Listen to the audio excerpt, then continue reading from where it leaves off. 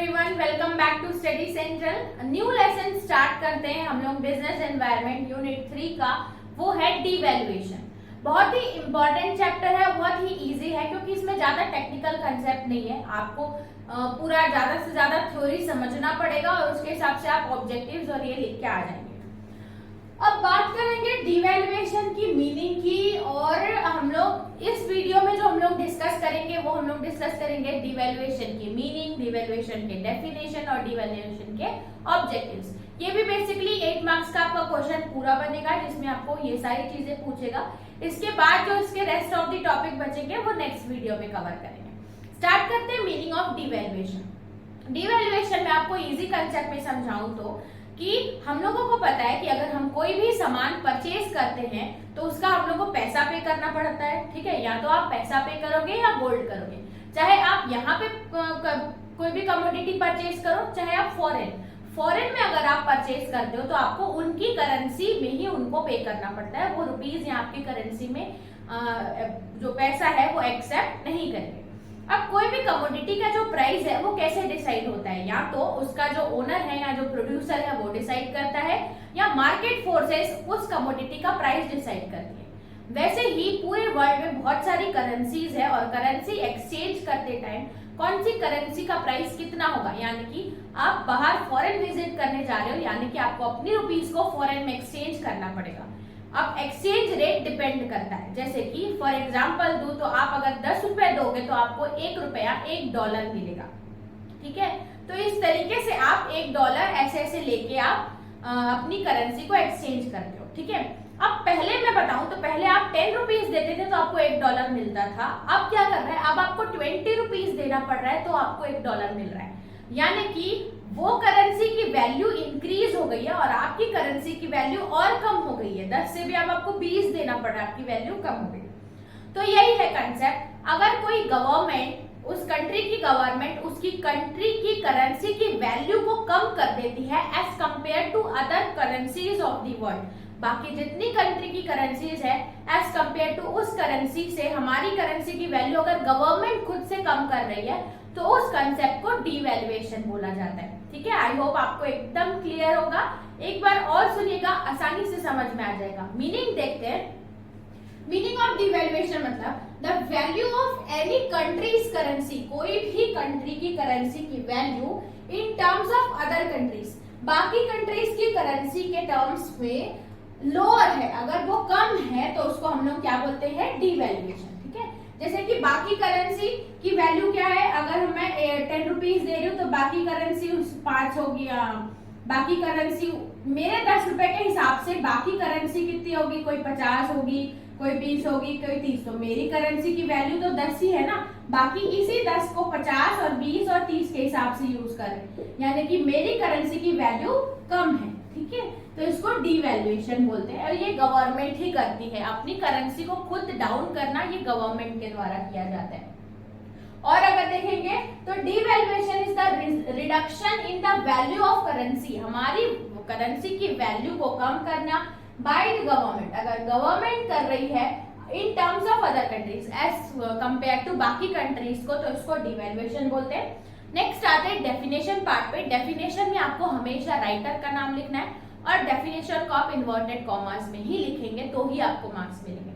मैंने एक इजी सी लिखी है बाय डॉक्टर गांगुली। अगर आपको ये इजी लग रही है तो ये करें, लेकिन अगर आपके पास कोई है और भी इजी है तो आप वो भी ले सकते हैं।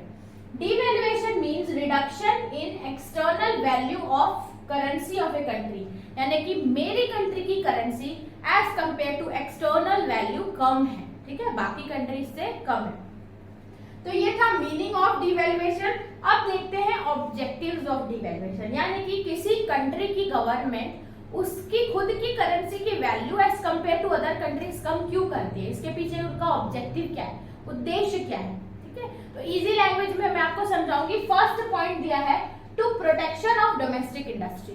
वो ये करती है, वो डिवैल्यूएशन करती है क्यों, क्योंकि हमारी डोमेस्टिक करेंसी को या डोमेस्टिक इंडस्ट्री को वो प्रोटेक्ट कर पाए।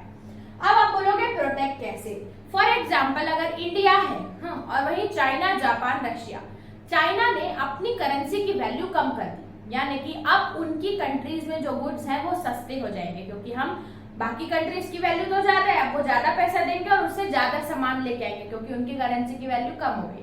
तो अब सब लोग क्या कर रहे हैं, बाकी चाइना से ही सामान लेने जा रहे हैं क्योंकि वहां सस्ता है, इंडिया के पास कोई आ नहीं रहा है। तो अब इंडिया क्या करेगा, वो भी अपनी करेंसी की वैल्यू डीवैल्यू करेगा ताकि बाकी कंट्रीज हमारे यहाँ से भी सामान ले जाए।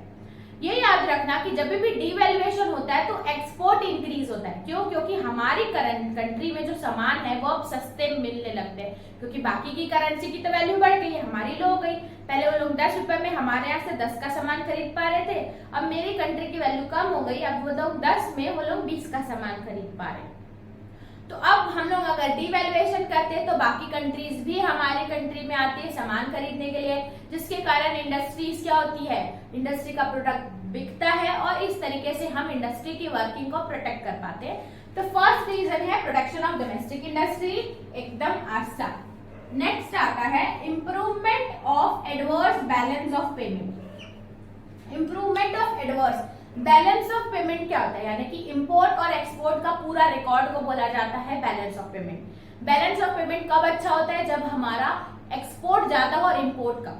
अगर धीरे धीरे चलते चलते हमने मेजर किया कि हमारी कंट्री ना इंपोर्ट बहुत सारे सामान कर रही है लेकिन एक्सपोर्ट कम कर रही है, यानी कि हमारे पास ग्राहक नहीं आ रहे हैं जो हमसे सामान ले बाकी कंट्री से, जो हम तो आप क्या करेगी, कंट्री अपनी करेंसी की वैल्यू को कम कर देगी। जैसे ही वो अपनी करेंसी की वैल्यू को कम करेगी, फॉरेन कंट्रीज को सामान सस्ते लगने लगेंगे और वो हमारी कंट्री से सामान लेंगे, यानी कि अब हमारा जो एक्सपोर्ट है वो इंक्रीज हो जाएगा, जिसके कारण अब हमारा एक्सपोर्ट बढ़ने लगेगा और इंपोर्ट कम होने लगेगा। ठीक है, तो इस तरीके से बैलेंस ऑफ पेमेंट में भी हम लोग एडजस्ट कर सकते हैं ना।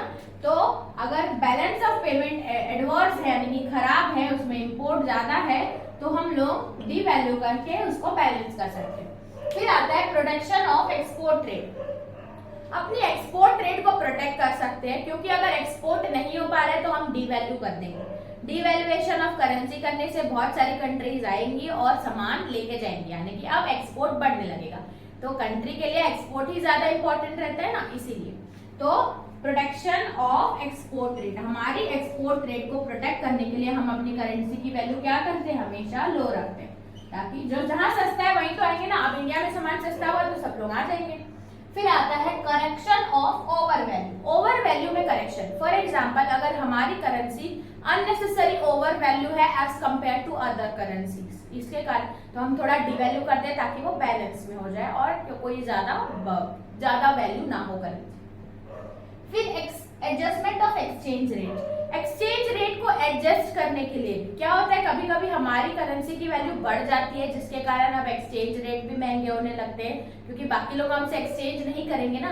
तो एडजस्ट करना एक्सचेंज रेट, इसको भी हम लोग डीवैल्यूएशन करते हैं। फिर नेक्स्ट आता है टू चेक डंपिंग। डंपिंग को चेक करने के लिए, डंपिंग यानी कि कई लोग क्या करते हैं, हमारी कंट्री से सामान लेके जाके पूरे बाकी कंट्रीज में बेच देते हैं एक साथ और उतने ही पैसे में।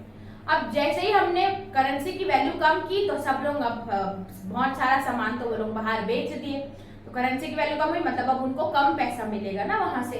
तो इसीलिए हम डंपिंग को चेक करने के लिए भी करेंसी की वैल्यू डीवैल्यू करते हैं। तो ये बहुत ही थोड़ा डिफिकल्ट टॉपिक है डीवैल्यूएशन। मैंने बहुत ही इजी ट्राई किया है आपको समझाने का। आप एक बार रीड करेंगे तो आपको समझ में आ जाएगा और डिटेल में। और कोई डाउट हो तो आप कमेंट्स में लिख सकते हैं, आपको उसका रिस्पॉन्स आएगा। तो इस वीडियो में इतना ही रखते हैं। इस चैप्टर का इतना, ये टॉपिक इसी पार्ट तक आप देखिए, उसके बाद चलते हैं नेक्स्ट वीडियो में, देखते हैं इस चैप्टर का नेक्स्ट टॉपिक। तब तक के लिए थैंक्स फॉर वॉचिंग।